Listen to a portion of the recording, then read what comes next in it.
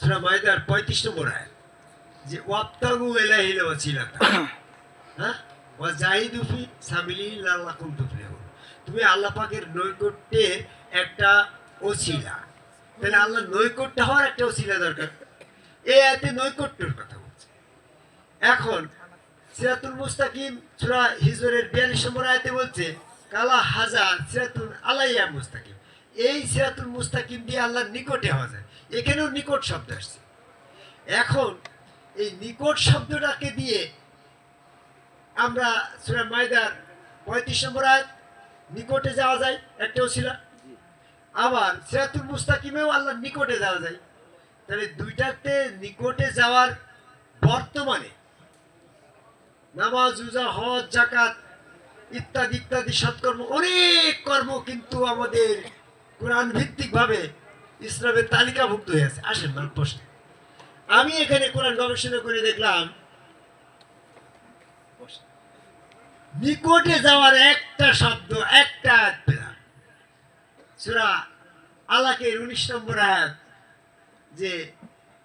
যে সেজদাটা ইবলিস করে নাই সেই সেজদা করো এবং আল্লাহর নিকটবর্তী হয়ে যাও। সূরা আলাকের 19 নম্বর আয়াত, সাবধান তোমরা ইবলিসের অনুসরণ করো না, ওয়াসজুদু ওয়াক্তারিবু। তাহলে আল্লাহ পাকের সেজদা করো এবং নিকটে হয়ে যাও। তাহলে এই আদম সেজদাটাই হচ্ছে নিকটে যাওয়ার সিরাতুল মুস্তাকিম, যেটাই হচ্ছে আল্লাহর নৈকট্যের ওসিলা। সূরা মাইদার 35 নম্বর আয়াত, সেটাই হচ্ছে আল্লাহ পাকের নিকটে যাওয়া সিরাতুল মুস্তাকিম। সূরা হিজরের 42 নম্বর আয়াত, সেটাই হচ্ছে আদম সেজদা। সূরা আলাকের 19 নম্বর আয়াতের মাধ্যমে জানলাম যে আমার নবী মুহাম্মদ সাল্লাল্লাহু আলাইহি ওয়াসাল্লাম এই আদম সেজদার এক সেজদার পক্ষে ছিল। এটা কোরআন ভিত্তিক আয়াত কি? আমরা তো শুনি মেরাজে যে নবী মুহাম্মদ সাল্লাল্লাহু আলাইহি ওয়াসাল্লাম 5 ওয়াক্ত নিয়ে আসলেন। আরে 5 ওয়াক্ত সালাত আনার জন্য নবী মুহাম্মদ সাল্লাল্লাহু আলাইহি ওয়াসাল্লাম মেরাজে যায় নাই। মেরাজে গিয়েছে আল্লাহ পাকের দর্শন সাক্ষাতের জন্য। সূরা বনী ইসরাঈলের 1 নম্বর আয়াত। মূর্খ আহমকরা সালাত নিয়ে টানাটানি করছে যে সালাত তো মুসা নবীর সময় ছিল। সূরা তাহার 14 নম্বর আয়াত, হ্যাঁ, আকিমুস সালাত লিযিকরিল্লাহ, মুসাকে নির্দেশ। তাহলে সালাত 5 ওয়াক্ত পড়ো 10 ওয়াক্ত পড়ো এ নিয়ে আমাদের কথা নেই। এক সেজদায় সালাতের আয়াত দেখাও, তর্কটা তো এই জায়গায় গো সহজে। কাজে আমি এখানে একটু কথা বলে শেষ করি। কোরআন মোতাবেক যারা বিধান দেয় না তারা জালেম, পাঁচে কাফের। সূরা মাইদা 44, 45, 47 নম্বর আয়াত। হাজী বলছি কোরআন গবেষক, আপনার কাছে আমরা এই বর্তমানে লাইভে দাঁড়িয়ে পৃথিবীর সকল প্রান্ত থেকে আমাদের এই লাইভ চলছে দেখছে। মাসুম চিস্তির অনেক ফলোয়ার আছে, এই ফলোয়াররা হয়তো আমাদের এই ভিডিও দেখছে। তো তাদের প্রশ্ন যে এক সেজদায় সালাত আদায় করেছে নবী মুহাম্মদ সাল্লাল্লাহু আলাইহি ওয়াসাল্লামের পিরিয়ডে, এরকম একটা আয়াত দিয়ে আপনি আজকের এই মজলিসের তর্ক সমাধান করেন। এই প্রশ্নটা কি সবাই আপনাদেরও না? জানতে চান? যারা মাইকে ইয়েতে লাইভে আছেন তাদের প্রশ্নের উত্তর শুনে যান। সূরা নিসার 102 নম্বর আয়াত, ইযা কুনতা ফীহিম ফাআকামাতা লাহুমুস সালাতা ফাতাকুম তাইফাতুম মিনহুম মাআকা ওয়া লিয়াখুযু আসলিহাতাহুম ফাশুজাদা মিন ইয়ারায়া ওয়ালতাতি তাইফাতুন উখরা।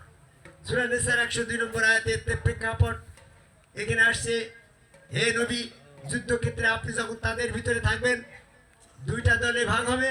সশস্ত্র অবস্থায় একটা দল তোমার সাথে থাকবে, আরেকটি দল নিরস্ত্র হবে। নিরস্ত্র অবস্থায় একজন করে তোমার সম্মুখে সেজদা দেবে। ফাশুজাদা মিন ইয়ারায়াকুম, সেজদার পরে তোমার পিছনে চলে যাবে।